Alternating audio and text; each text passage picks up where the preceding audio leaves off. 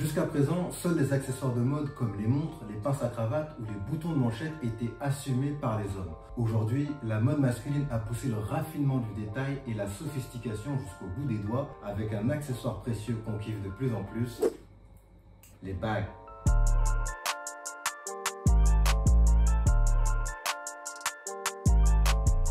La bague est un bijou qui a traversé toutes les époques. De la préhistoire jusqu'à nos jours, elle a trouvé sa place dans toutes les civilisations. Les anneaux les plus anciens, les anneaux en ivoire de mammouth, ont été découverts il y a environ 21 000 ans en République tchèque. Les bagues servaient alors d'apparat, mais aussi de monnaie d'échange. C'est à partir de l'âge de bronze qu'on attribue une fonction sociale à la bague. En Égypte, les hommes les plus haut placés dans la société portaient alors des bagues en or très travaillées. Cette fonction sociale de la bague, on la retrouve jusque dans la Renaissance du XVIIe siècle.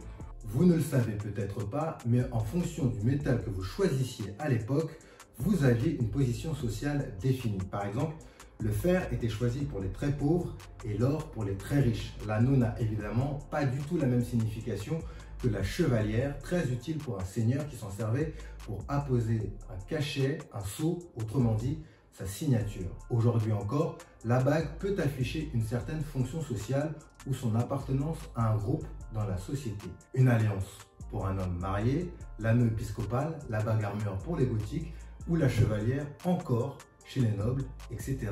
etc. Mais ce n'est pas tout parce qu'aujourd'hui la bague est essentiellement un accessoire de mode.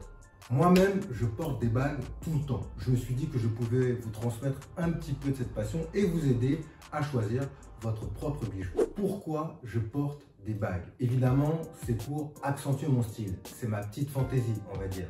Vous avez dû remarquer dans les vidéos que je suis généralement beaucoup dans l'accumulation. Ne cherchez pas à comprendre, c'est mon style et rien ne vous empêche évidemment d'être beaucoup plus discret.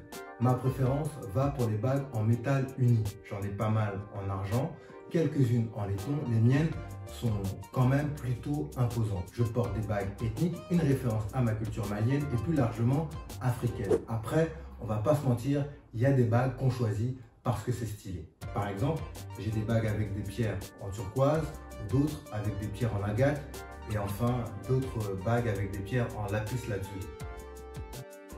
Pour choisir votre propre bague, il va falloir faire attention à plusieurs choses. La première, il va falloir choisir le métal que vous préférez, l'argent ou l'or.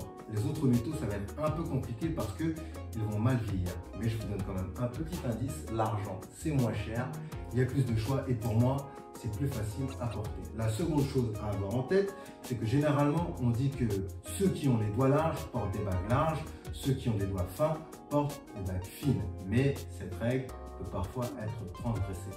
La troisième et dernière chose, ne vous trompez pas sur la taille de vos bagues. Essayez-les à froid de préférence parce que vous le savez, en été, les doigts ont tendance à gonfler. Ok, ça va, vous maîtrisez le sujet. Maintenant, j'imagine que vous allez me demander où est-ce que vous pouvez trouver des bagues.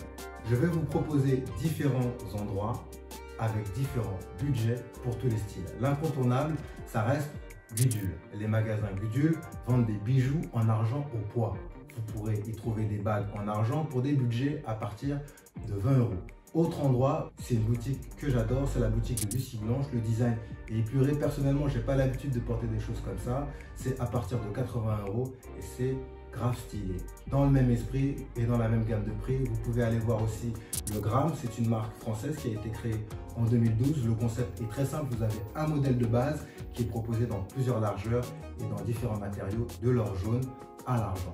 Pour les plus motivés, il va falloir vous déplacer au prochain pop-up Marché Noir nommé Paris. Malheureusement, c'est que sur Paris, mais vous pouvez les contacter sur Instagram. Le fondateur Ama importe des bagues d'Afrique de l'Ouest en France et il vend ça à partir de 100 €. N'oubliez pas de jeter un coup d'œil aux bagues que peut produire également le collectif Art Come First. Maintenant, pour les budgets un peu plus conséquents, impossible de ne pas citer Mad Lord. C'est sur Paris.